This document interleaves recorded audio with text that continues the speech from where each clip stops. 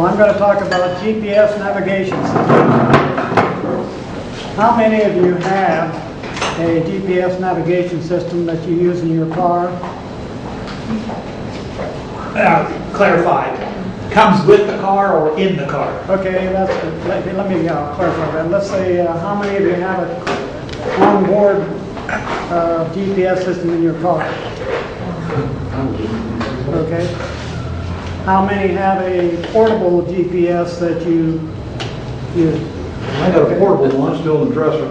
Oh. Hey, that works good. He doesn't want to figure out how to get to that. So your dresser won't get lost. That's right. Okay, so we have a lot of GPS users here already, so maybe it's a good thing this is only going to be for half the session here. I don't know. But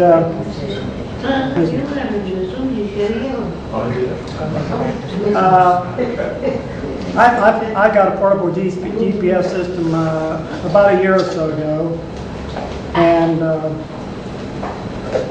actually before my first exposure really to using a GPS, which is I was out in Los Angeles back in 2014 visiting. I have two sons, they both live out there. So I was driving around a little bit in LA in my older son's vehicle, which has built-in GPS. And while it was just great to have that, especially driving in a city like Los Angeles. So 100 miles an hour, bumper to bumper. yeah, and then driving around in the city with all the being in a strange city and trying to find my way around sometimes was without a GPS. They just drive so fast, and their bumpers are like this far away from yours. And it's nerve-wracking. Yeah, it seems like people drive pretty aggressive out there. So anyway, I thought I'd talk about GPS a little bit today and doing a little bit of background of the technology. So let me go ahead and open up PowerPoint.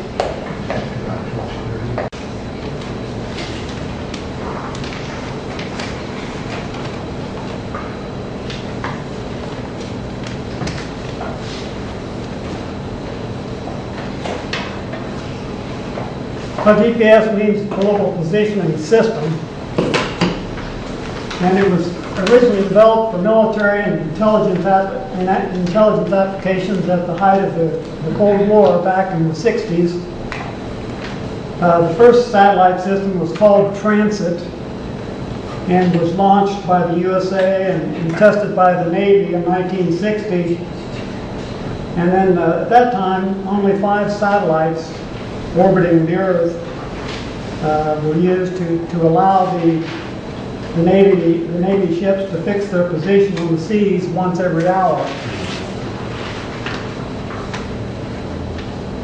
I'm sure we all recall that back in 1983, the former Soviet Union shot down a Korean passenger jet aircraft, Flight 007. And after that happened, the Reagan administration had the incentive to open up GPS for civilian applications so that aircraft, shipping, and transport the world over could fix their positions and avoid straying into restricted foreign territory.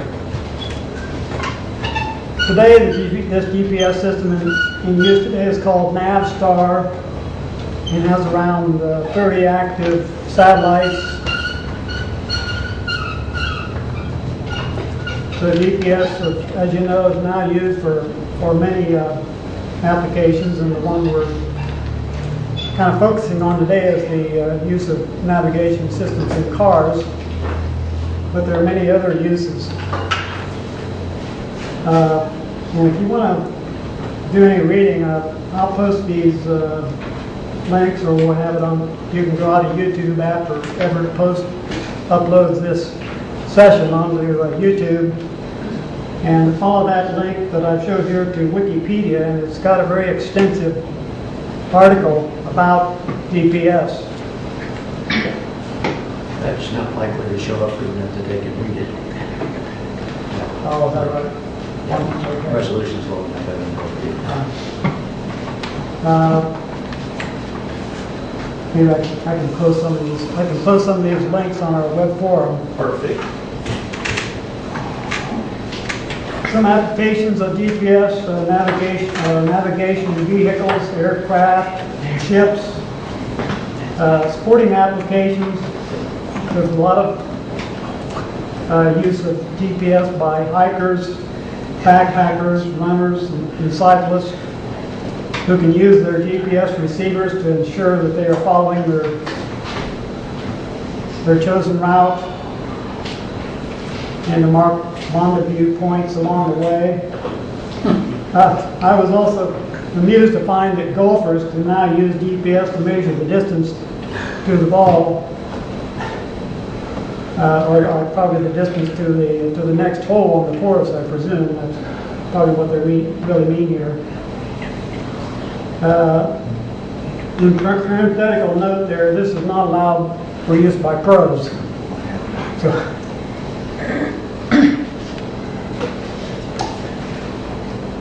I have my GPS, my portable GPS here today with me. It's a Garmin model Nuvi 55LM, and it came with a windshield suction mount. And just kind of as an illustration, I actually have the suction mount on my laptop screen here, on the top side of the laptop cover. And I'm going to go ahead and snap this on here just to show you, give you an idea.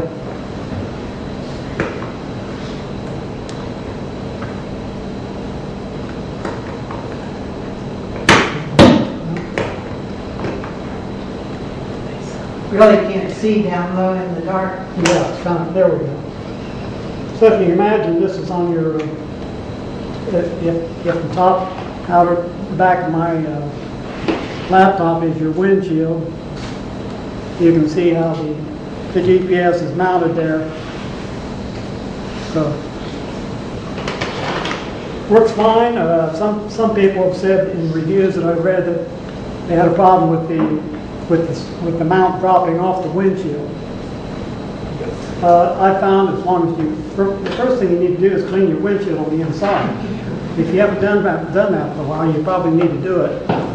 So if you keep your windshield clean and also make sure that if you have this suction cup mount off the windshield for a while and it's in your glove box or whatever, that you don't have dust particles or lint sticking to the base of the suction mount, because that could also interfere with it sticking and holding to your windshield. Now there are other types of mounts, of course.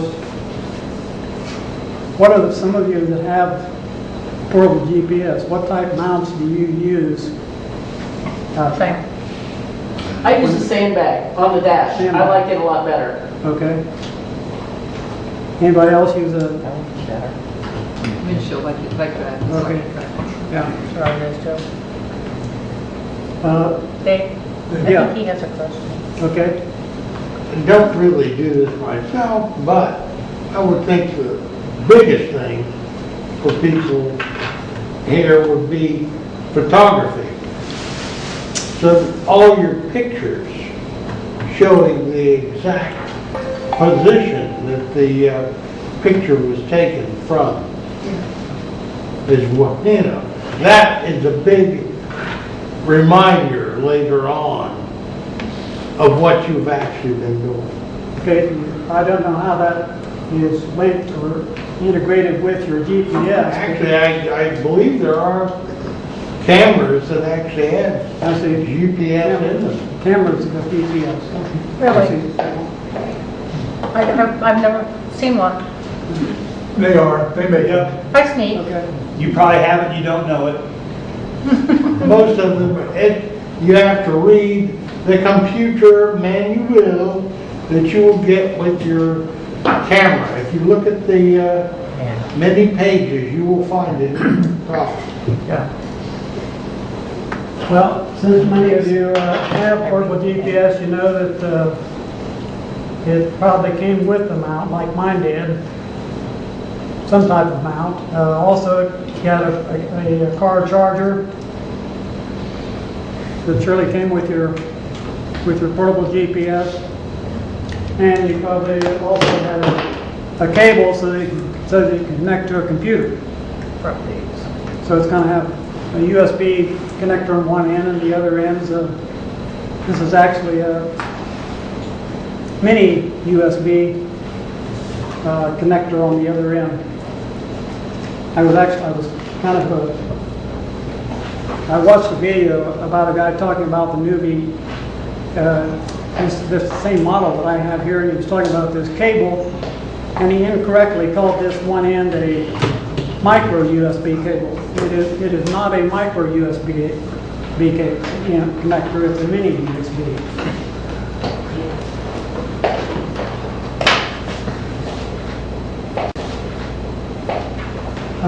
Software, the Garmin's come with, if you get a Garmin brand, what you would do is install Garmin Express software on your computer. And to do that, the software is downloaded from their website. And what that software does is alert you to updates for your maps. And then you can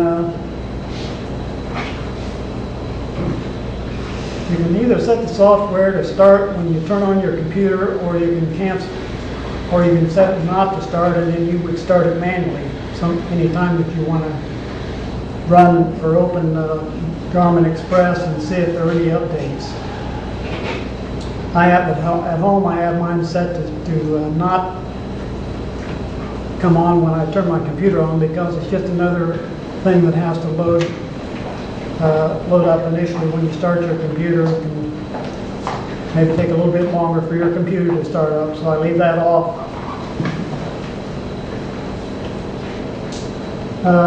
My note there, the software is available for Windows and Mac, so it's not currently available for Linux.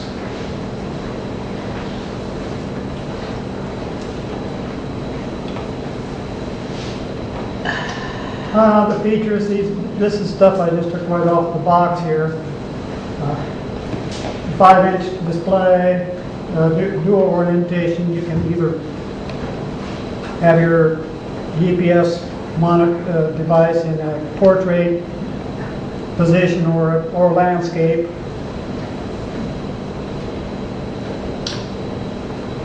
It does not rely on cellular signals. Now that's one significant difference between using one of these devices and what I'm going to get into a little bit here later about using a smartphone. With the GPS navigators, they do not rely on a cellular connection to operate. They run off this Navstar satellite system. And so they are unaffected by cellular dead zones. And I know that I have relatives that live over by Thornville and Glenford, and particularly over in Glenford, around that area. They've several of my relatives have talked about having problems sometimes connecting with their cell phone. So if they were using a GPS over there, if they were using their smartphone as a GPS, they could have some problems sometimes. And of course, there would be, I'll go into that more a little bit later here. So the GPS, of course, comes preloaded with maps.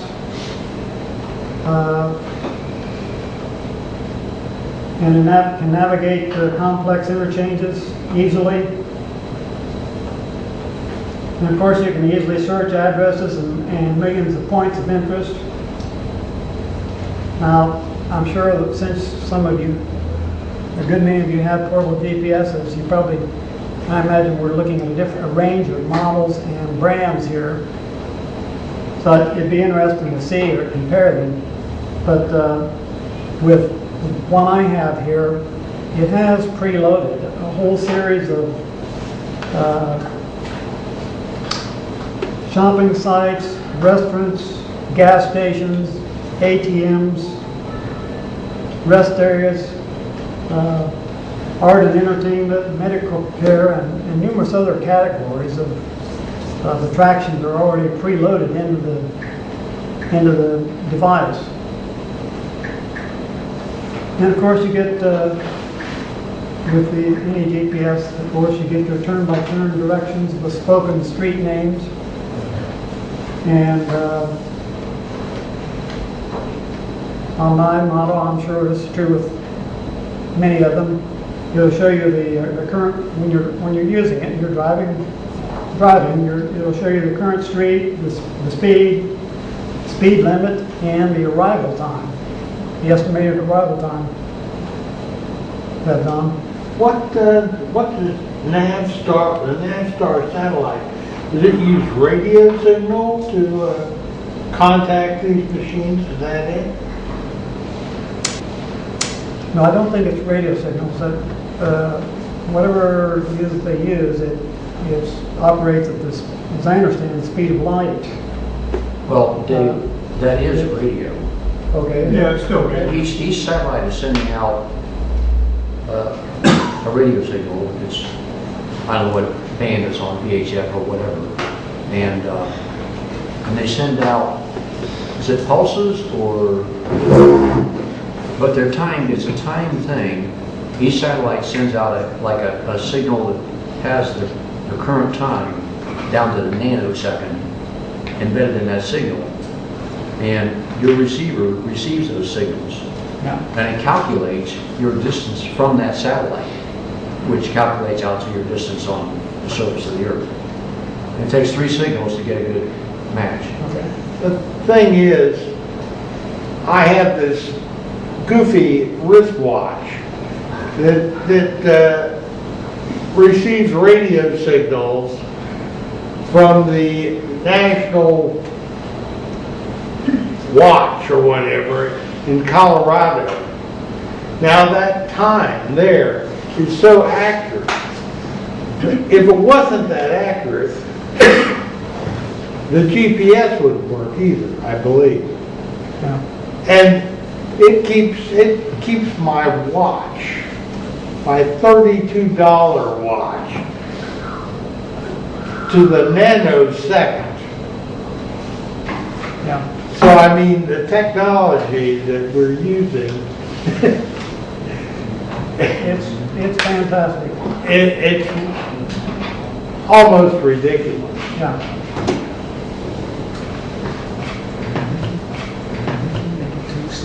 Dave, Okay. have you tried to update since you bought that GPS Yes, I have. and it has been free?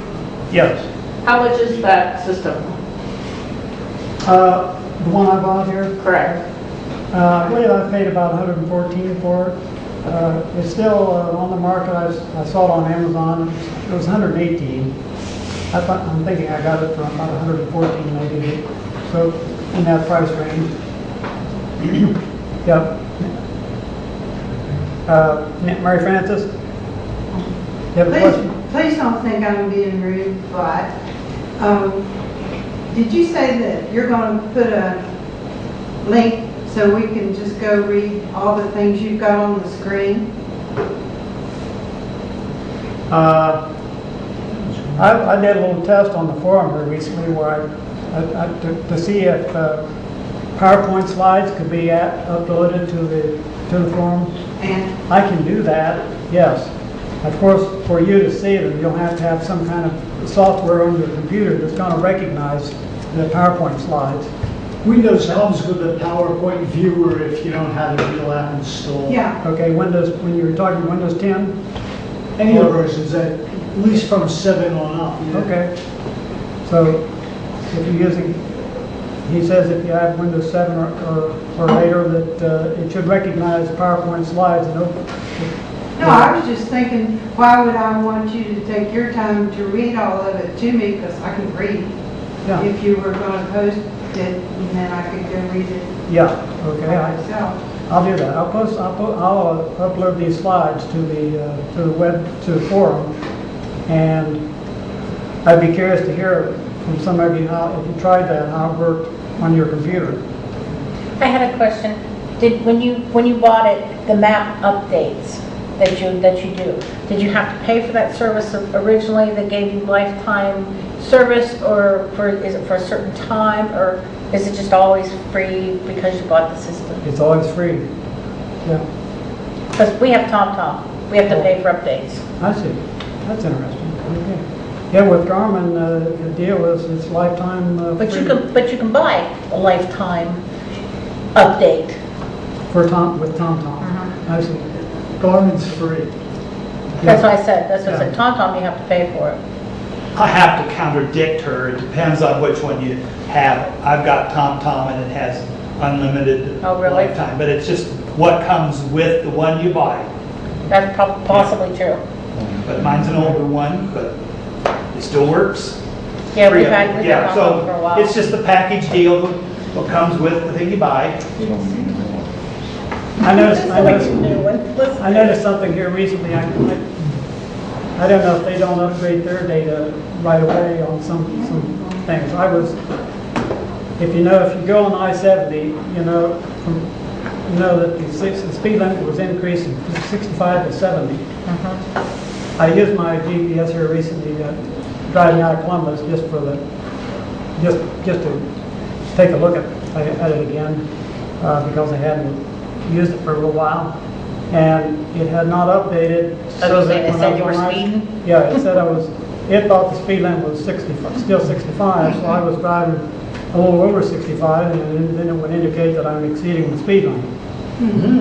Speed limits are just a suggestion anyway. Tell that to the officer. Yeah. Don't believe anything this thing tells you. Yeah. I just say that I think TomTom updates quarterly. Okay. So until they send you the spring, fall update, then, 161, I was driving the field for a long time. I know, so are we. Well, I always thought that was funny. It's like, why are you waiting for something that comes up and goes, get out of the field, stupid. Nancy? Along with what Mary Frances suggested, could we move it on? You put that link or whatever so that our next speaker could have his program? Would that be possible? Well, yeah, sure. I'm not going to take up the whole session here because, yeah. Some years ago, Phyllis Harthoff had one of the new Garmins in her car, and we were going to Cincinnati. It was set from Newark to Cincinnati. In Columbus, she wanted to cut off and go down to her sister's to pick her up. Yeah. The device told her that she was cutting off the wrong road. Then it told her that she had just passed the lane she was supposed to turn back on the interstate with. Then it told her that she was 2 streets further than she should be. And it kept on until we got to the place, turned around and went back to the interstate. But it informed her everything she was doing wrong. It does that. Yeah. I actually used my GPS a month or so ago to try to go over to meet some relatives at the winery at Buckeye Lake, and it did not recognize that address. That's a fairly new place, but it didn't recognize that address. But it was very determined it wasn't going to let her go the way she was going. Because that's not where she said she wanted to go. Okay, so if you don't have a GPS navigation device, a standalone device like the newly model that I have here, the Garmin model that I have here today, but you're a smartphone owner, you can use your smartphone to basically do the same thing. As I mentioned earlier, it works through your cellular connection. So, You know something, Dave? yes. That's all good and true and everything, but you're not allowed to have that smartphone in your hand. Checking that out for your directions. Yeah, well, yes, at least you could, even if you're just lay it on the seat beside you, you can hear the voice instructions, which is the biggest part of what you need. If you're listening to that and is telling you exactly where to turn and so forth, you have the benefit of that navigational assistance. So, yeah.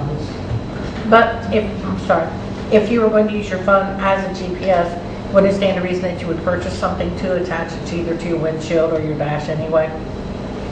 I mean, if you were going to use it for that purpose. So you wouldn't have it in your hand. Yeah, you can. There are many mounts that you can buy for smartphones and tablets, which some, you can also use a tablet computer to do this. So you can, there are many mounts available. One came built in my car, I call it a cup holder. Oh. It's true. In addition to we've mentioned the suction mount that fastens to windshield, and then Juanetta has a weighted mount that sits on the dashboard. Another type of holder is a vent mount. It actually attaches to one of the vents in your dash panel and supports your device that way.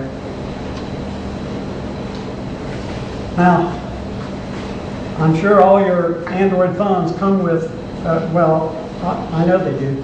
They come with the Google app, which is the Google Maps app.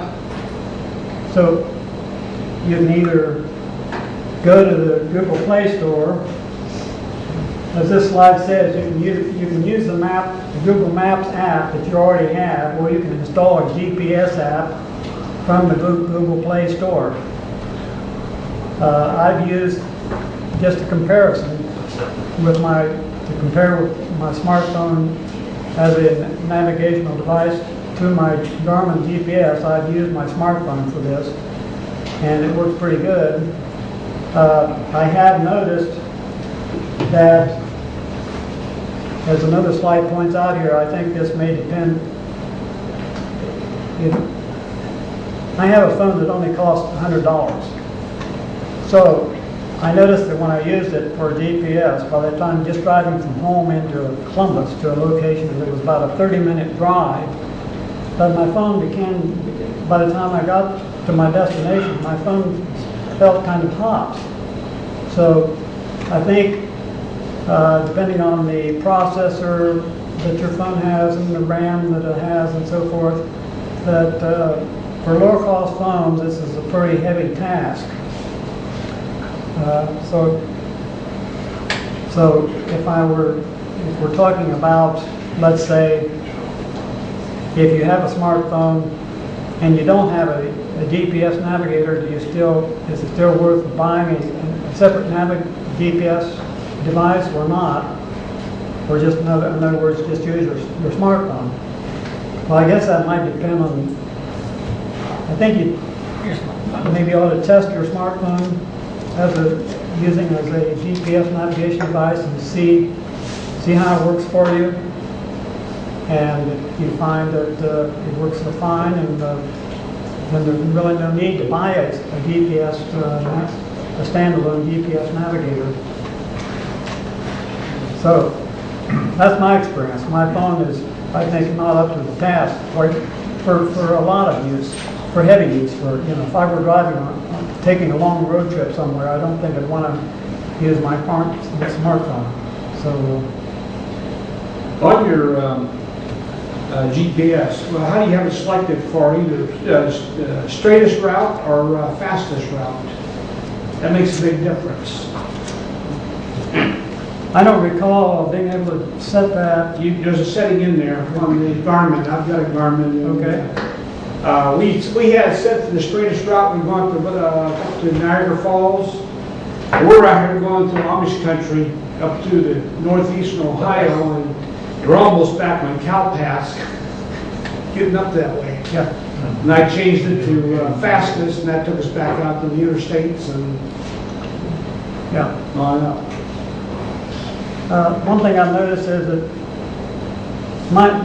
my usage has just been I accept whatever it shows me, as But I've noticed that if I deviate from that route that the GPS navigator is showing me, that it will seems to basically recognize that it may change the course. Well, I was getting ready to say, mine will recalculate yeah. and change. If it says I'm supposed to go up 37 and I stay on 161, it'll recalculate and it'll take me in a different way. Yeah, yeah.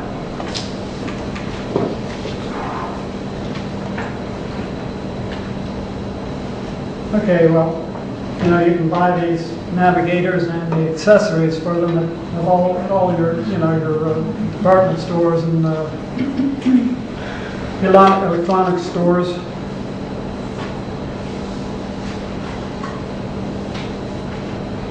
I think we pretty well covered the other points that I was going to make here, and I should end my session here so that Ken can go ahead and go into his presentation. So, I have one. Yeah, go ahead. One item. I use my smartphone and GPS and so forth, and I like it because it actually tells me if there's an accident and so forth in front of me. The other night I was coming home from Columbus, and it told me to get off and come down Livingston Avenue. I'm going, what? You know, and I keep getting closer and closer, and then all of a sudden the 70 was backed up completely. So it diverted me to go around. One time I was coming back from Pennsylvania, and it told me to take and go through a small town up a hill and everything. I'm going, okay, I'm following you. And then I come back on the expressway and look back, and there was construction for 25 miles, I bet. So it does divert you, and it does, I mean, it's updated all the time. So I like that better than a GPS standalone system. Yeah, I like to be able to get it updated like that. Yeah, so that was using your smartphone, you say? Smartphone, yeah, through Google, Maps and so forth. Okay. The standalone ones do that too. Here's another trick. I was upgrading my, taking updates to my Garmin, and so it was out of space. I know you can get an SD card, but I don't think it's manly to pay for software or hardware. So I asked the Garmin guy, what's another way? The trick is load it up and you open File Explorer, and there's a help folder. Delete everything in there except English if you want that. And that'll free up enough space to take the updates. Okay. Yeah, a lot of the models do have a slot for a micro SD card, so that the basic memory, built-in storage memory capacity is getting too full. It will overflow to the micro SD card. Does anybody else use their smartphone as a GPS? I do. So does yours automatically tell you if there's a wreck or something to go around? No, No, it'll just take you right into the wreck? mine's just a simple route. I just was curious. If you, Yeah, no, that's why I wondered, because I was kind of wondering if, you know, maybe that might be the better thing to do. I mean, it doesn't say it's a wreck, but it's telling me Yeah, the it's shortest. telling, it's diverting you around, yeah. Yeah, it's giving me the shortest distance because it's backed up. It's a lot of it is dependent upon the service that you've got, because my TomTom does real time and lets me know that there's a problem ahead, and it reroutes me. But that's because I got a little special radar thing, and then it picks up things on the go. So, but I wanted to, you know, as we talk in the computer club and everything about safety, I need to stress to people who do use the device like David is showing, suction cup on there, that when you take it off, you clean your windshield, because that suction cup will leave a little ring on your window, and the burglars, as they walk down past your car, see that, and that says this is possibly a car that has a GPS inside. That gives me a reason to break into it. I just read that the other day. Yeah, so using what Juanita and I do, a non-windshield mount, really is safety. But if you use it, just wipe it off clean. yeah. That's a good point. Jim, do you pay for this extra service? Did you download a special app? No, it came with the phone. And that was, which phone? My Samsung, No, right? it's Google Maps Through Verizon or through Sprint. Sprint? Thank you. Well, one final question here that came to my mind, I thought I'd throw out here. Those of you who are using smartphones or GPS, have some of you downloaded apps other than Google Maps? I have. Have you? Okay. There are a lot of apps out there for GPS, so I'm just curious whether, is there one that you have one that you can name or? Street View or something like that. I think it's a Street Viewer or something. There are quite a few out there, so I don't know how they compare, but I'm just wondering. Okay, I probably should wrap this up so Ken can start on his part of this today's presentation. Okay, all right, so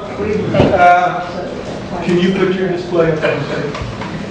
Oh, no, I can't. You can't do that. Okay, so we're stuck. That's all.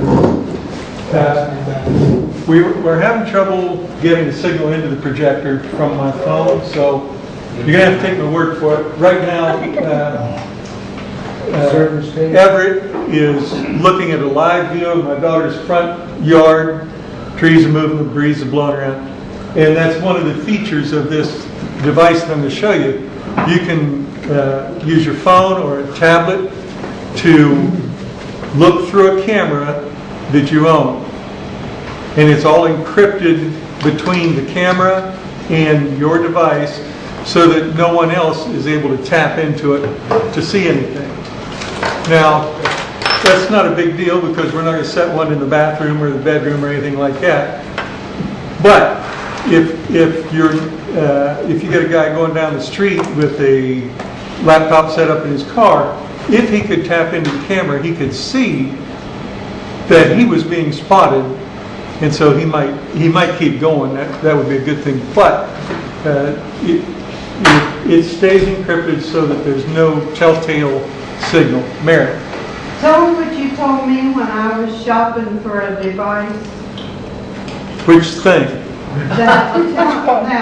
What did you tell me to look for to see if it was? Look for the words encrypted. If you go to buy a camera set, you want to make sure that it transmits encrypted video. Which means? The signal is scrambled. If both ends don't have the key, it stays scrambled. It just looks like white fuzz. They can't figure out what's there. So anyway, right now you have to trust me, I guess, or I can pass this around. This is the live camera, and you can see very detailed things we've read. When she had delivery on the porch, you can read the guy's logo on his shirt. You can read wording on caps and stuff. It's a much better picture than you get out of ordinary run-of-the-mill security cameras. Mary Frances? What is that brand name, please?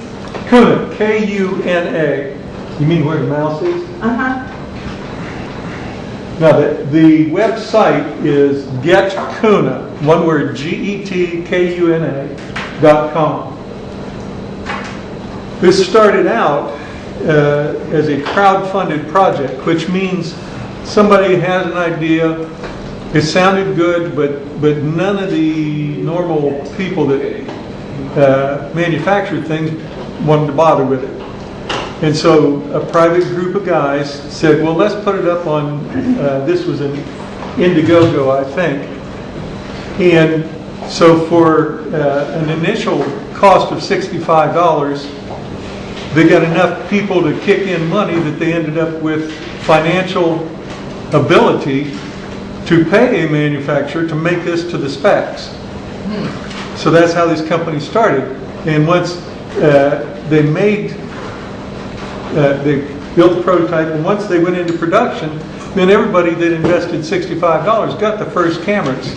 They got the first set of these for their $65. They're now a $199 product, $199. So crowdfunding can be valuable if you need their devices. But this is all open source. There are no hidden programs. It can all be checked out. And so you're not having somebody looking over your shoulder at the other end of the device. The way the signal works, the camera is taking constant picture. It's on 24/7. And that signal is going back to the Kuna company through their computer and then being routed to whoever is authorized to see it. So my daughter's house is where the device is. It's up in Columbus. She has authorized her mom and I to be able to view the cameras. This is a kind of a security thing for her. She's frequently out of town, and we can use the camera to watch and see if she gets a delivery, or is there somebody poking around the front, is there somebody poking around in the backyard. If we see something that we don't like, we can call the cops, and we don't have to run to Columbus to see what's going on. Does it notify you there's movement? That's the next step. So it's motion activated and it's sound activated. So a loud sound very close by can set off the camera to alert you. It's motion activated, so when it sees somebody come on the porch or anywhere within the sphere of view, it will beep you. And it went off a while ago. You probably didn't hear it. I did because I'm tuned into it. But it's just a simple bing bong. It's a funny little tone. It's not intrusive, but it's something you hear. And when that happens, then I get a list. And I know you can't see this, but what I've got is a bunch of snapshot type pictures here.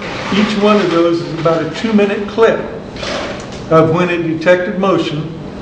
It saves about a 2-minute spread, or half a minute or so before the motion was detected. It remembers ahead of itself. So it remembers a half minute or so before, and then after the final motion in that sequence, it remembers another 30 seconds or so. Like what is showing on the screen there? And we'll move down the page and see that kind of thing. Thank you. That's about what I see, is this series of pictures. And it tells me that it was at 1:20 p.m. and it was 2 minutes and 30 seconds in duration. And this is a guy carrying a box one way or the other. Somebody was in the driveway. Here's somebody walking by. So those are the kind of things you get. Now, there are tiers. I'm sorry, George. No, you may answer it here coming up. Just curious how long the loop stays, or how far can I go back and review something? Right. So there are 2 or 3 tiers of service. One of them is up to 2 hours for free. If that's all you want, you can view anything in the last 2 hours. There's another level that allows you to keep for 2 weeks, I believe, and another one allows 30 days. So if you don't discover somebody was in the garage for a day or two and you have the 2-week service, you can go back and get it.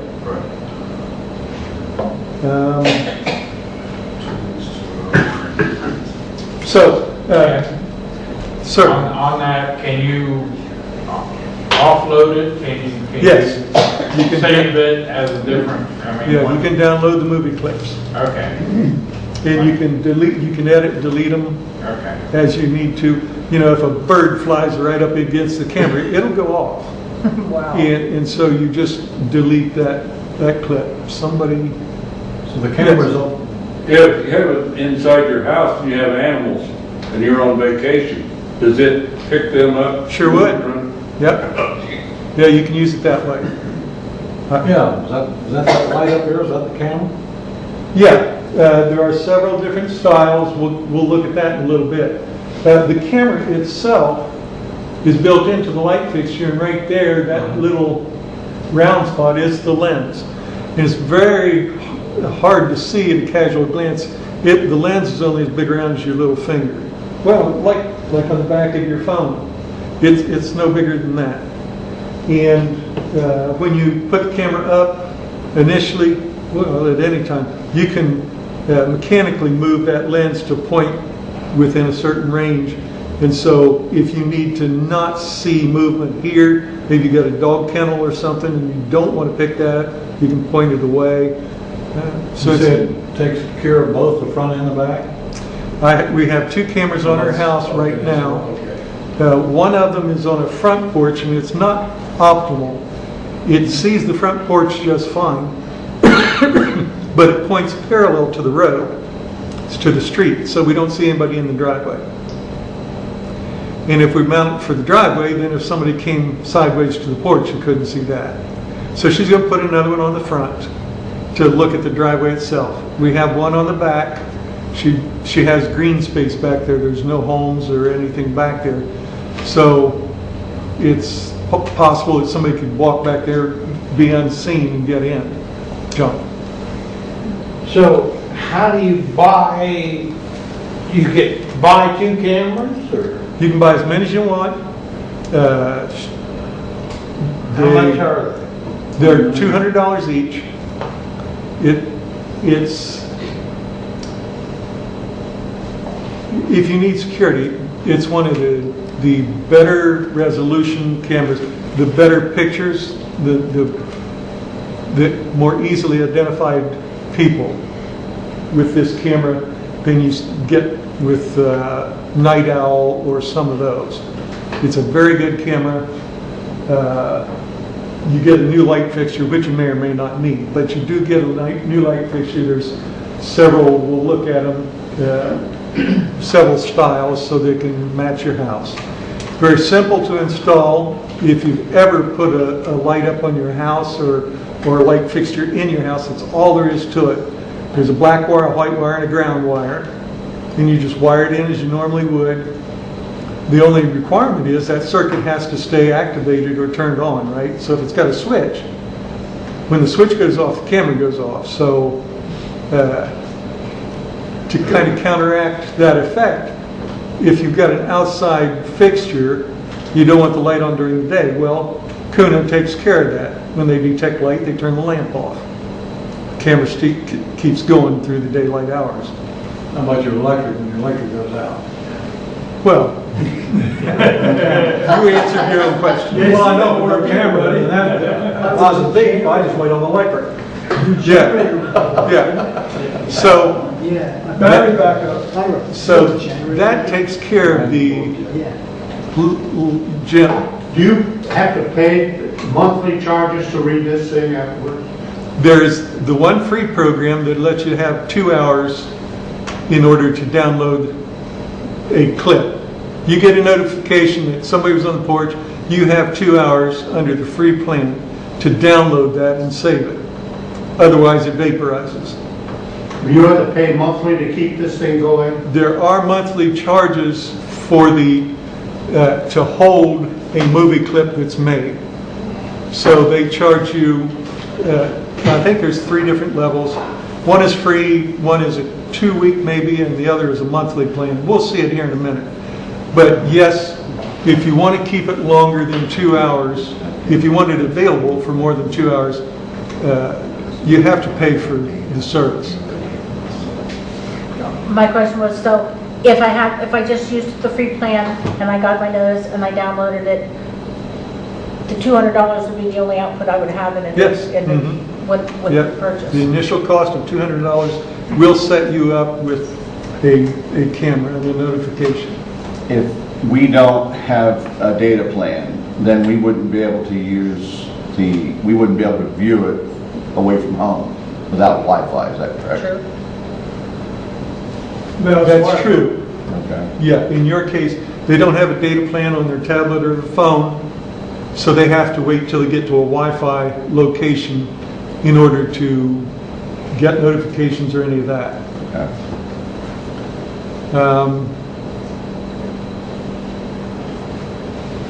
Okay, so wiring it up's real easy, black, white, and green wire, and a couple of screws, and it's all in place.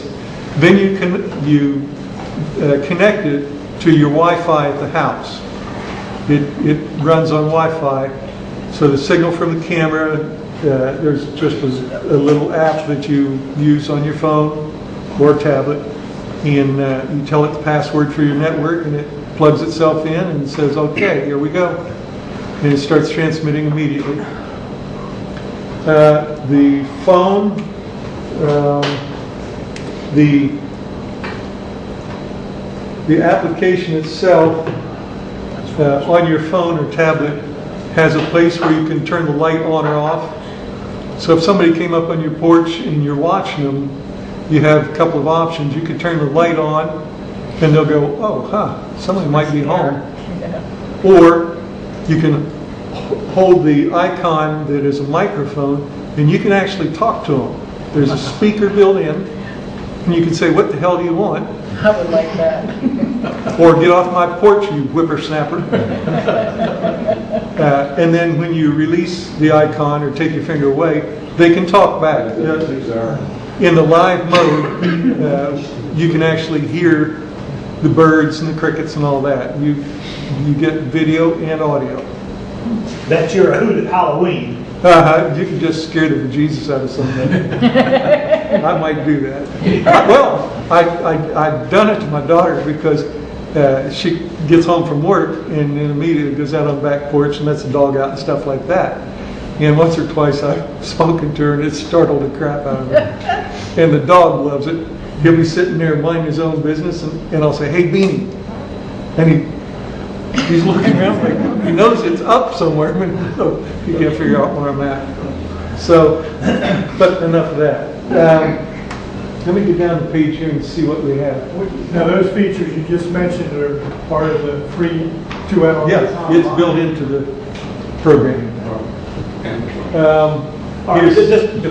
So this clip we see right here, that would be available to download for 2 hours, but will it stay on my phone?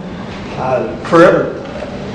I mean, the notification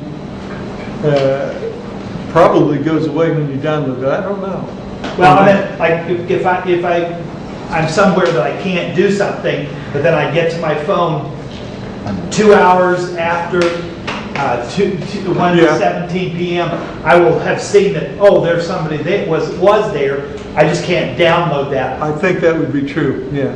The notification comes through like an SMS or something. Yeah, so for them, the data plan, you would at least get a record. But you couldn't. We just have to go someplace that has Wi-Fi. I mean, which there are thousands of places, you know, you could go to McDonald's, Tim Hortons, whatever. But if it's more than 2 hours before you get to a location, then the notification's there, but the movie's going.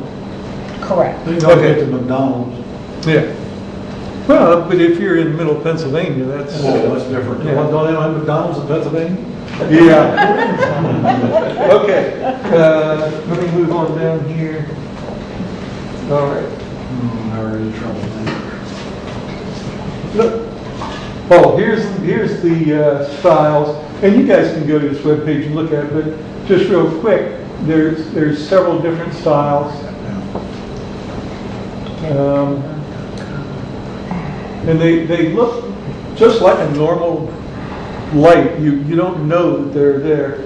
There is when it detects motion, there's a little LED that does come on, but it's very unobtrusive. Okay, here's a good question. Is it a single, or do you get two lights with one has a camera? Well, okay. So you can buy two different kinds of fixture. You can get a matching fixture that's a dummy, so that on your garage you don't have to put up two $200 cameras. So you can put up one camera and one dummy, so you can match up your stuff. My lights on the front and the rear are both in the ceiling. Can you get a light that is a ceiling mounted? I haven't seen those, all I've seen is a carriage style. And, you know, when you're talking about, you know, a Yeah. brick. Right. So you're not gonna go through the brick. Right. But the, you know, I have the wires up on the ceiling. I've put up to these now, and it seems to me, if you didn't mind a small modification where you actually just remove the light, the tube that holds the light, the base plate would go up there and the camera would still be in it. But we phase it down, right? Well, but, yeah, it's... Oh, it does have some You adjustment? could, yeah, it's like, you know, those geckos you see on TV, their eyes go different directions. Okay. It reminds you of that. So depending on where everything is, you might be able to point it towards a good place. But, yeah, that might be difficult for your, you got, is it the same way on the back? Yeah, they're up in the soffit. Yeah. Yeah. Well, you mentioned an LED coming on when the camera detects motion and light. You know the crooks are going to be looking for that. Right. Is there a way to Right. turn that LED off? Well, probably you can just put a piece of electrical tape on it, but what happens when the crook's looking around and sees it? Well, yeah. He looks right straight into the camera and you got him. Yeah. So, Well, but you're right. they're gonna destroy it, rip it down or whatever. And It's already been taken. yeah, but you know, when we had that situation here, you know, we had the pictures and everything, and nothing was done. But so- they were crappy cameras too. Well, These cameras here are crappy compared to the I one. think the one that they took, the guy was only that far from it. Yeah, they were not good cameras, so, okay. They, What's the distance that the camera will detect motion? yeah, good question. Dave wants to know what's the distance it will detect. You can set different ranges, and also at my daughter's house there was a tree that had flimsy limbs and they would flap in the breeze. And if they really wiggle, like just before a storm or something, it will set it off. But there are sensitivity adjustments that you can change, and it will diminish that. And so you would, you know, adjust those if it gives you a lot of false reports. We didn't have a big trouble with that. I'll say you do occasionally get a fake, but it's 1 in 25 or 1 in 50, unless it's a really horrendous day. I don't know. Yeah, we've already been here.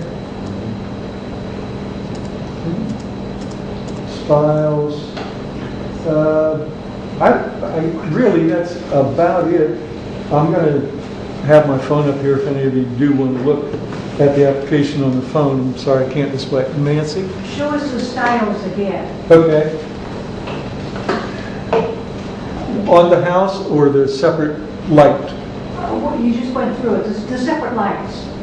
Yeah. So they have, Just there's two? a traditional, a craftsman, contemporary. I thought there were 4. Nope, there's 3. And you don't ever have to change that light bulb or whatever's in there? Oh, the bulb could burn out. I put LEDs in it myself. Oh. Put an LED bulb in it and you never have to look at it. But it's the same bulb as you would normally use, so. And it's not hard to get into it? No, it's basically it's a normal fixture and they just added a camera into the base.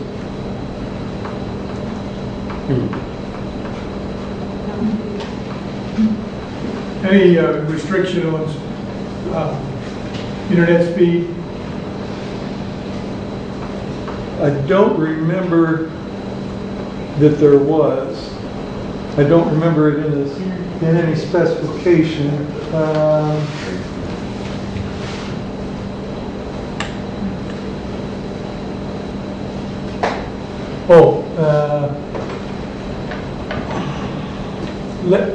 hold me to that, Dave, but here are the plans, and they've been, several people have asked.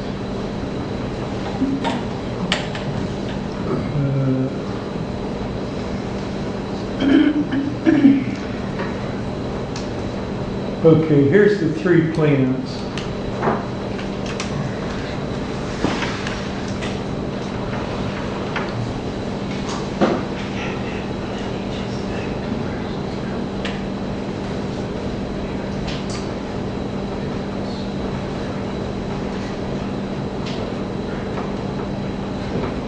That's the premium one? The top one is, I believe. Chances are it's going to be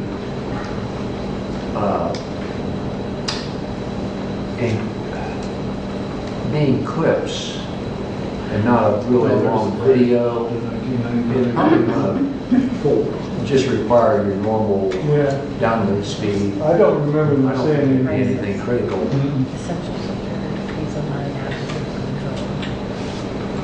Oh, yeah, so I got 4, freebie and Okay.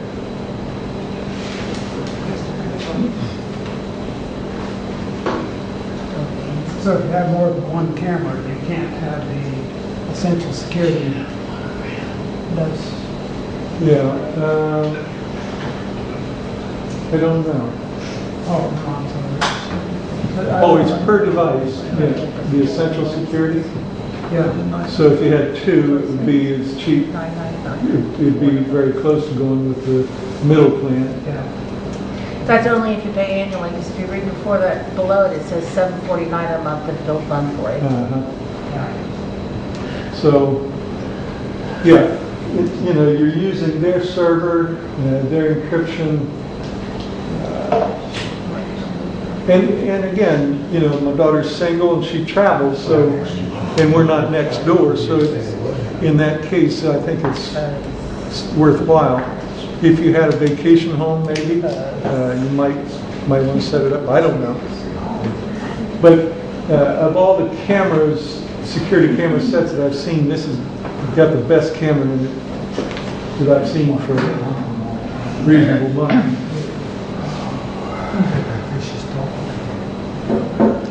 So in other words, when I showed you my $39 wonder, you think I am wasting my time and money?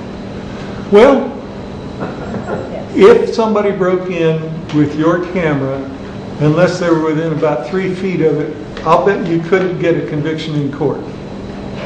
Unless they had a very specific tattoo that picked up or something. With this camera, I mean, you can see the color of the guy's eyes when he looks up, when he's on the front porch, so, yeah. Thank you. What I have now are switchable lights, front and rear. Would I have to have them turned on all the time? The power has to stay to the camera all the time, so the switch has to remain on. But Kuna detects through the camera when it's daylight, and it turns the bulb off. No, that's my feature. What? I don't suppose that it's only going to use the camera when it detects motion, correct? No, that camera is running 24/7. It only records when motion is detected.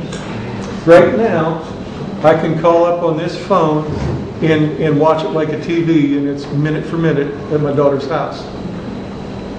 Could it be made to only turn on the light when the motion is detected? I believe there is a setting that will turn the light on when motion is detected. I believe that's true. So in other words, I could just hook it up totally wired all the time. Mm-hmm. And the only time it would actually come on is when it detects motion. I think that setting is available, but I didn't look for that. I just seemed to remember it when I was doing the setup. Stand behind me. That's right. There was something that I saw when he was showing us that said that you can control the lights in your house to come on and off. I thought that's what I saw when I was looking at the stuff you were showing us. So the same would be true for that light, I would think. Yeah. You can control it from your phone to come on or go off.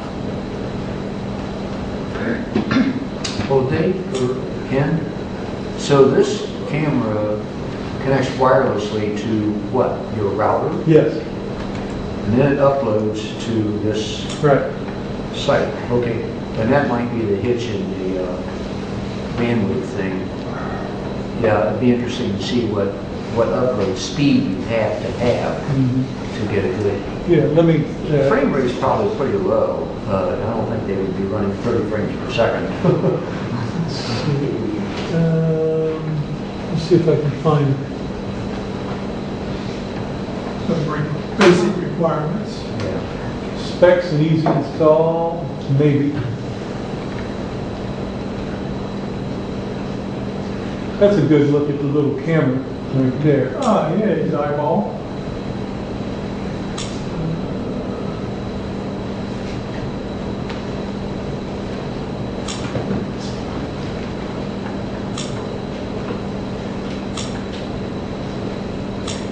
So do we know what made the motion detect something at your girl's house? The camera. Yeah, because it took a picture of whatever it was. Is that what it did? But did you see it? Did you see what it was? I watched the movie clip. And what was it? What? Was it a pet or? Today, you mean? Yeah. Oh, no, I didn't look at it. Let me. I was just curious if it was a pet or a bird or a person or. It was actually the front porch. Oh, and the tree's moving, so it's windy. But you can see this tree is just thrashing. I mean, it's not a simple. It's not just a leaf moving. It's, So that's what it detected? yeah, this particular time. Okay. Probably yesterday. You can't see this from here, but you're welcome. We'll welcome anybody to come see. Here she is out there this morning setting up her sprinkler. She's got new grass, so she's sprinkling. Ken, have you ever detected somebody that should not be there? We think so. We've had different people come to the front porch. One guy, sort of like Everett suggested, one guy came up on the front porch, knocked, and kind of rotated his head around, saw the LED light, and he stiffened up and turned around and walked right off. And he didn't look like somebody that belonged in the neighborhood. Delivery guys, she shops online a lot. UPS. Yeah, so we see the guys come up and drop things off.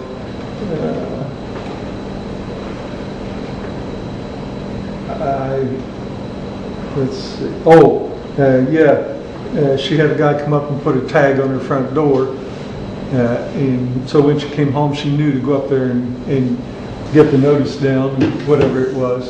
Tammy? It says 100 decibel siren and smart light controls. I forgot to mention that. So there, in this app, there's an icon you tap and it sets off the siren. That'd be fun. Now, if you know what 100 decibels is, it's one of those whoa, whoa, whoa, and you can hear it 5 houses away, very distinctly, and it gets your attention. Don't run. Yeah, if you're within 5 feet of it, you're going like this. So that's another deterrent. If you get the notice and you go live and you're watching, you can hit that and it'll run them off. I guarantee it. Now, you know, that only happens when you push that doodad?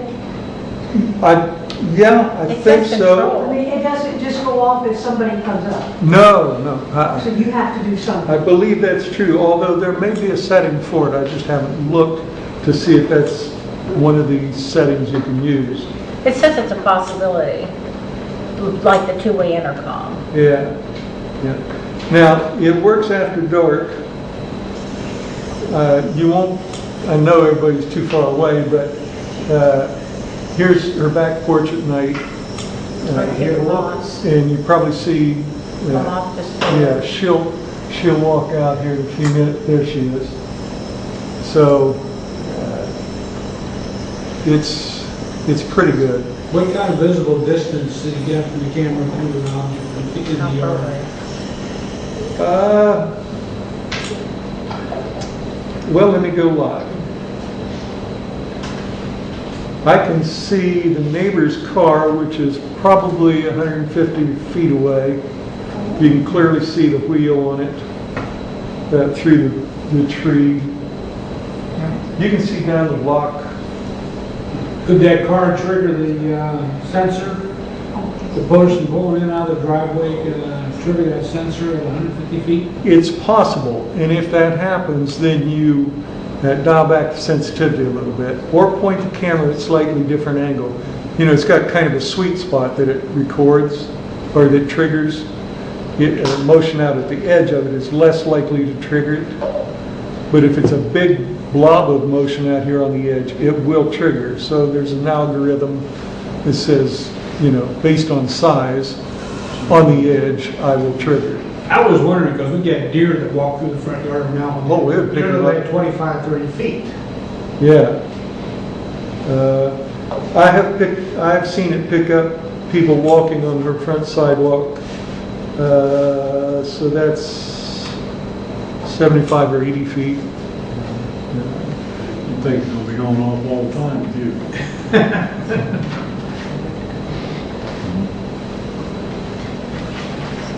My volume's turned Another up. deer out there, and the other one with her, kind of crossed over now.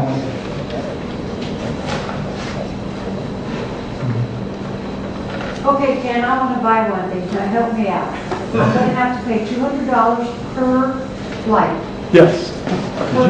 Per camera. Per camera. Did you ask him if And anybody wants to see it?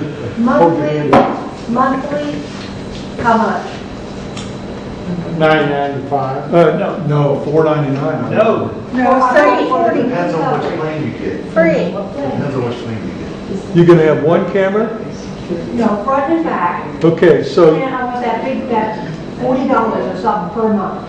yeah.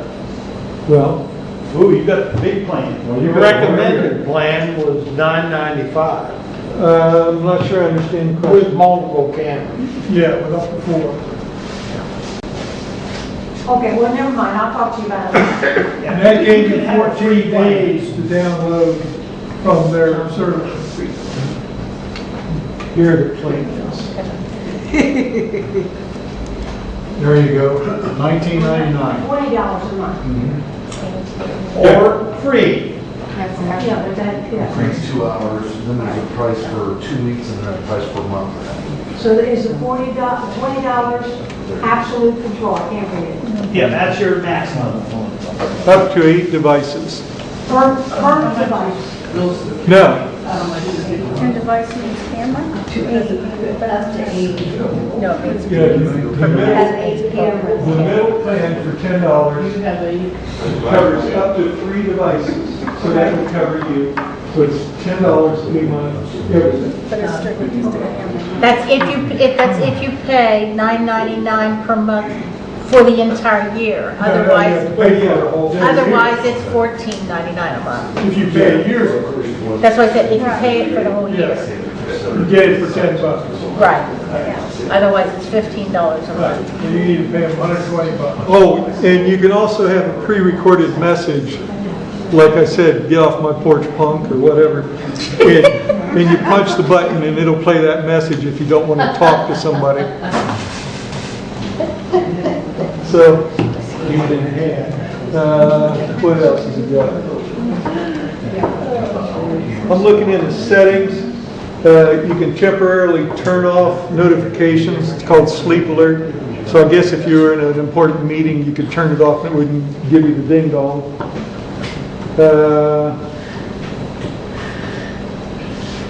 Yeah, the rest of it is just security information.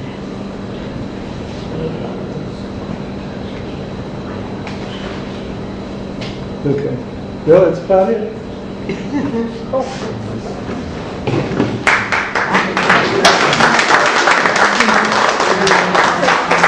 Clap for David.